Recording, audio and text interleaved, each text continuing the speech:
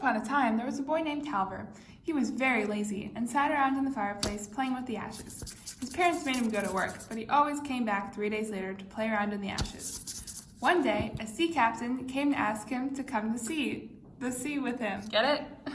I don't. They went to sea and there was a huge storm. They were blown off course and came to serious island. Halvor begged the sea captain to go to shore. As long as you come back before the wind starts to blow. He went to explore the island and found a huge mysterious castle. He was super hungry and went into the castle and found lots of silver and gold. He found a beautiful princess and asked her for food. I've never seen a Christian man before, but you better run off because there's a 3-headed troll coming your way and he's gonna get you. I don't care, I'm soups hungry. Then the princess told him to lift the sword, but he tried and failed. Shit, where's the sword? He drank from a flask, and then he could lift the sword. Just as he did, the 3-headed troll came to the door. I smell a religious man's blood in here. Maybe it's Jewish. Nope, definitely Christian. Halvor lops off their heads with the sword. She claims that her other two sisters are in the same situation. He says he'll go save them. Thank you. The next morning he leaves. Then the same thing happens for each sister. But each time the castle gets bigger, the princess gets prettier, and the troll gains 3 more heads.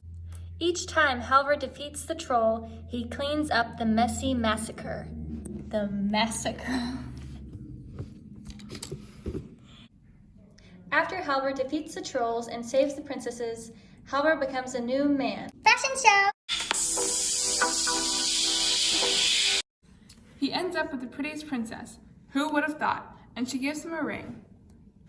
Halvor, missing home, wants to go back. The sisters all say to him, Do not speak of our names or lose the ring, or else you can never come back. He leaves for home and his parents don't recognize him. They're like, who the hell are you, you handsome devil? And they're like, what did you think of your son? Oh, he's so lazy. He just sits all day on his ass and plays around in the ashes. Who even does that? It was actually me this whole time. The mom says to Halvor, Go show everyone how majestic and manly you've become. Hello? Who's there? What is this? Okay, very funny. Back to the scene. Halvor then goes to the farm to show off to the farm girl that he knows prettier princesses. Halvor was foolish and was careless about the princesses' identities. I know princesses that are prettier than you. Ah, that's so rude. The village was so excited to hear that Halvor had a princess friend that they made a feast for them, and the princesses soon showed up. They took him away from the feast to talk. They laid down in the meadow and they combed his hair, but they probably just slipped him something into his drink because they soon fell asleep. As he slept or was drugged, they placed the ring they originally gave him with another, so he could never come back. He woke up soon after and knew right away what had happened. He couldn't bear the idea of not coming back, and he sought out to find them. Halvor bought a horse. Halvor rode his horse into the forest and came upon a house. In the house, he found an old hag, whose nose was so long that she was able to stir a pot with it. He asked the old hag if she knew of the way to Soria Moria Castle. The old hag said, well, let's ask the moon. They waited until the moon rose that night. The old hag exclaimed, Moon, moon! Can you tell us where Soria Moria Castle is? The moon said back, Sorry, I can't see it because there is a cloud. The woman told Halvor to wait for the west wind to come.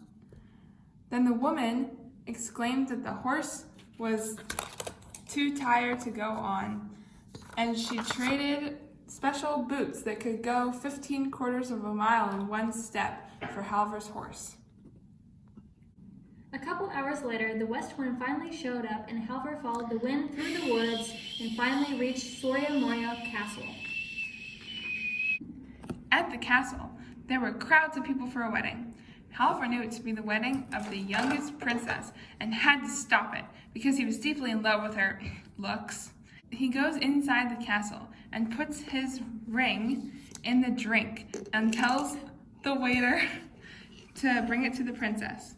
She sees it and exclaims that he is the one for her. She chucks the other guy out of the window. And they got married, and they lived happily ever after. The end.